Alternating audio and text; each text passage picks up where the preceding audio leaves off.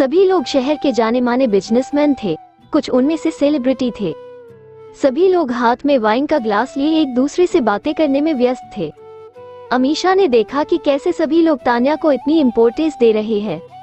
अमीशा से ये बर्दाश्त नहीं हो रहा था। वो ये सोच रही थी कि आज उसको वहाँ खड़ा होना चाहिए था, संजय के बगल में, ना कि उस तान्या को। वो गुस्से से पागल हुए जा रही थी। उसने देखा कि सामने की टेबल पर फ्रूट कट करने के लिए चाकू रखा था। उसको देखकर अमीशा के मन में हजार तरीके के ख्याल आने लगे।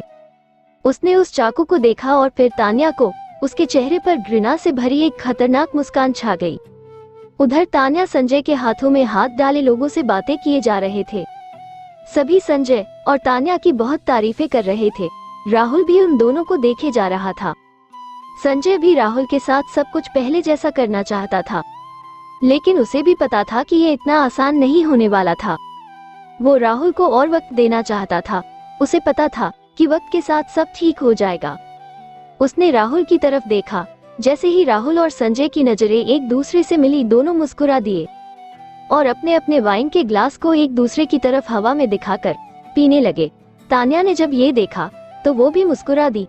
अचानक से तान्या को उल्टी टाइप की होने लगी। उसने संजय से वॉशरूम जाने की बात कही और वहां से चली गई। राहुल कुछ देर पार्टी में रुकने के बाद वो घर के लिए निकलने के लिए बाहर की तरफ चला गया। वो गेट से बाहर निकला। अपनी कार का सपोर्ट लेकर वो सिगरेट निकल कर स्मोक करने लगा और किसी सोच में डूब गया। उधर वॉशरूम में तान्या अपने मेकअप को टच अप दे रही थी कि अचानक से दरवाजा बहुत तेजी से किसी ने खोला। तान्या ने सामने लगे आईने में देखा तो पाया कि वो अमीशा है। तान्या ने फिर से अपना ध्यान अपने काम पर लगा दिया।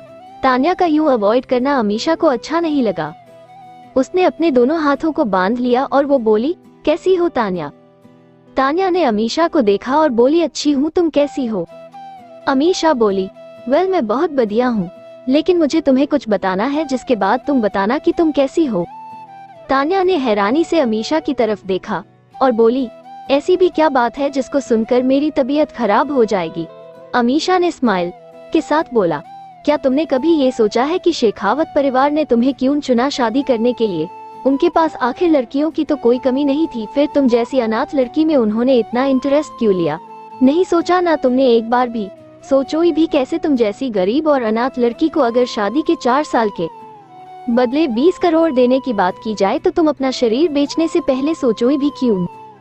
आखिर पूरी जिंदगी भी तुम्हें अपना शरीर बेचने के बाद भी तुम इतने पैसे तो नहीं कमा सकती थी। तो जाहिर सी बात है तुम मना क्यों नहीं करती भला? लेकिन इस बार तुमने घाटे का सौदा किया है। ये बोलकर वो जोर जोर से हंसने लगी। तान्या को अमीशा की बात सुनकर बहुत गुस्सा आया, लेकिन उसने गुस्सा दिखाया नहीं। उसने थोड़ा सा मुस्कुरा कर बोला, तुम शायद गलत कह रही हो। देखो मुझे तो नहीं लगता कि मैंने कोई घाटे का सौदा किया है। अगर मुझे मेरे पति के साथ सोने के 20 करोड़ मिल रहे हैं तो मेरे लिए तो ये फायदे का ही सौदा है। लेकिन तुम्हारा क्या? तुमने तो ना जाने कितनी ही रातें मेरे पति के साथ बिताई है, लेकिन उन सब के बाद तुम्हें क्या मिला? कुछ नहीं। और तुम कहती हो घाटे का सौदा मैंने किया। ये बोलकर तान्या ने एक छोटी सी स्माइल अमीशा को दी। अमीशा ने जब ये सुना तो वो गुस्से से पागल हो गई। उसने तुरंत ही तान्या से चिल्ला कर कहा, अपनी बकवास बंद करो, तुम्हारी इतनी औकात नहीं कि तुम मेरा मजाक उड़ाओ। फिर वो रुक कर बोली, खैर मैं तुम्हें कुछ बताना चाहती थी। तान्या ने कहा, हाँ बोलो, मैं सुन रही हूँ। अमीशा ने कहा, क्या तुम जानती हो कि तुमसे शादी करने के लिए 4 साल का ही कॉन्ट्रैक्ट क्यों बनवाया गया? क्या तुम जानती हो कि तुम्हें ही क्यों चुना गया? तान्या हल्का सा मुस्कुराई और बोली, हाँ मैं जानती हूँ, संजय ने मुझे बहुत पहले ही बता दिया था। इसमें ऐसा क्या है?